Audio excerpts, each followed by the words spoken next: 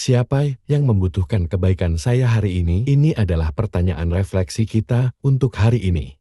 Holy Spirit, make my heart open to the Word of God. Make my heart open to goodness.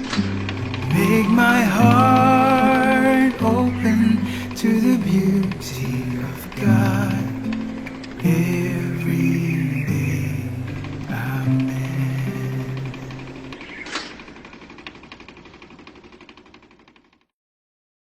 Suatu hari di musim dingin, Martin, seorang prajurit di tentara Romawi, sedang menunggang kuda memasuki kota. Ia melihat seorang pengemis yang gemetar dalam dinginnya udara.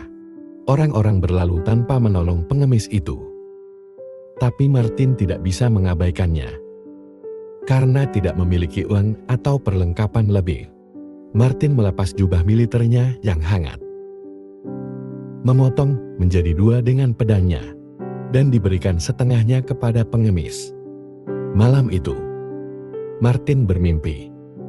Dia melihat Yesus mengenakan setengah kain yang sama yang dia berikan.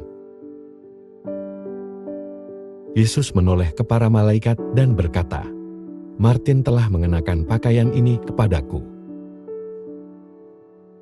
Momen ini mengubah hidup Martin.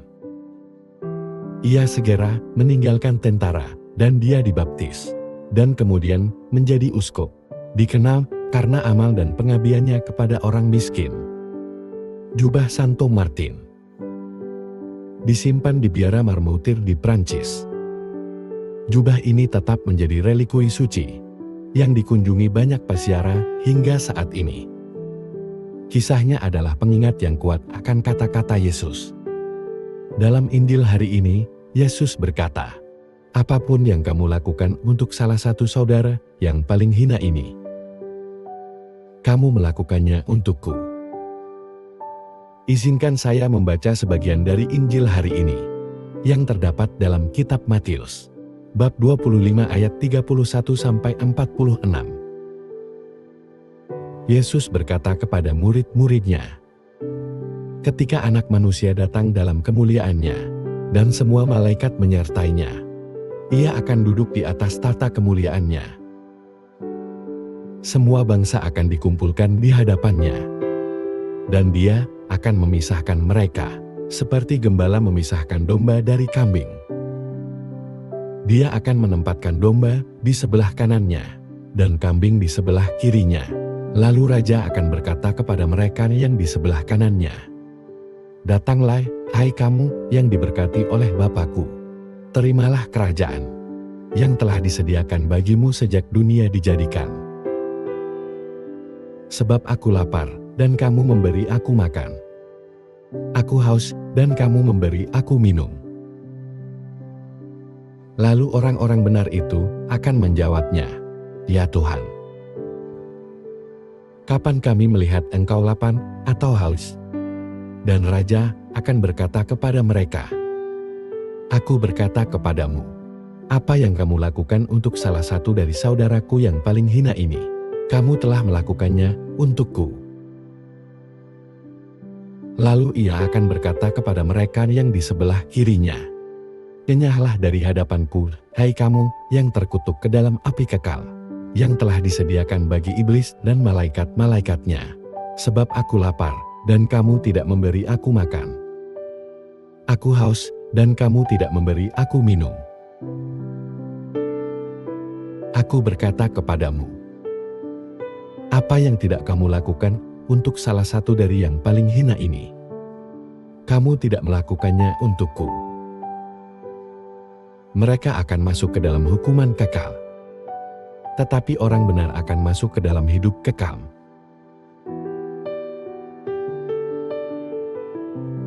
Saudara dan saudari, bayangkan ini, suatu hari di masa depan, Yesus, Anak Allah, akan kembali ke bumi dalam segala kemuliaannya, dikelilingi oleh para malaikat. Ia akan duduk di atas tahtanya yang megah. Dan setiap orang yang pernah hidup akan berdiri di hadapannya.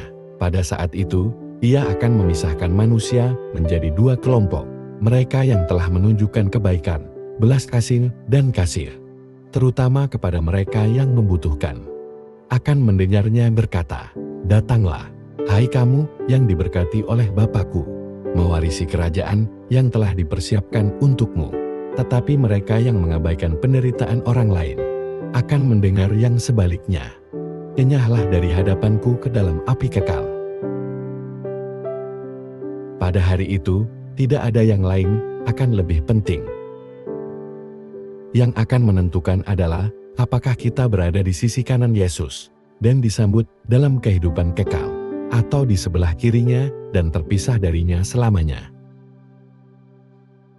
Mudah untuk berasumsi bahwa surga dijamin untuk semua orang, karena Tuhan itu penuh kasih dan penyayang, bukan? Namun Yesus dengan jelas mengatakan, cara kita memperlakukan orang lain, terutama yang paling rentan, sangatlah penting. Dia memberitahu kita bahwa ketika kita peduli pada mereka yang lapar, haus, kesepian, dan sakit, dan mereka yang dipenjara, kita sebenarnya melayani Dia. Dan ketika kita gagal melakukannya, kita gagal untuk mencintainya. Jadi, siapa orang-orang ini dalam hidup kita? Orang yang lapar dan haus bukan hanya mereka yang kekurangan makanan dan minuman, tetapi mereka yang mencari makna, harapan, atau bimbingan. Orang asing bisa jadi mereka yang merasa kesepian atau terabaikan. Orang sakit bisa jadi adalah mereka yang sedang berjuang secara fisik, emosional, bahkan spiritual. Dan mereka yang dipenjara tidak hanya mereka yang ada di balik jeruji besi, tetapi mereka yang terjebak dalam dosa, kecanduan, atau keputusasaan. Yesus hadir dalam diri orang-orang ini di sekitar kita. Pertanyaannya adalah, apakah kita akan mengenalinya dan merespons dengan kasih? Dalam waktu doamu hari ini, luangkan waktu sejenak untuk memikirkan orang-orang dalam hidupmu yang tampak tersesat atau membutuhkan kebaikan. Terkadang, orang yang paling tidak ingin kita bantu justru adalah orang yang paling membutuhkan bantuan kita. Orang-orang yang paling hina yang Yesus bicarakan seringkali adalah orang-orang yang kita hakimi, hindari atau abaikan. Sekarang, pikirkanlah seseorang yang menurutmu sulit untuk bersikap baik. Mungkin seseorang yang membuatmu frustasi atau merasa tidak pantas mendapatkan cinta. Ingat, Yesus hadir dalam diri orang itu, menunggumu untuk mencintainya dengan mencintai mereka. Mari kita berdoa. Dalam nama Bapa, Putra, dan Roh Kudus. Amin. Bapa Surgawi, sumber dari segala kebaikan, terima kasih untuk Injil hari ini.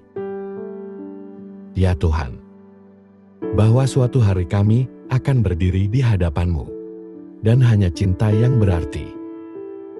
Bantu kami untuk melihat-Mu dalam mereka yang lapar, kesepian, sakit, atau sedang berjuang.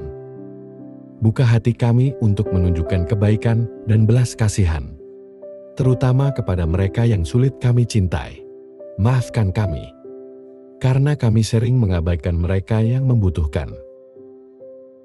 Ubahlah hati kami, sehingga kami dapat mengasihi dan melayani orang lain seperti kami melayani-Mu. Semoga kami dapat menjalani setiap hari dengan mencerminkan kasih-Mu, sehingga ketika kami berdiri di hadapan-Mu, kami dapat mendengar,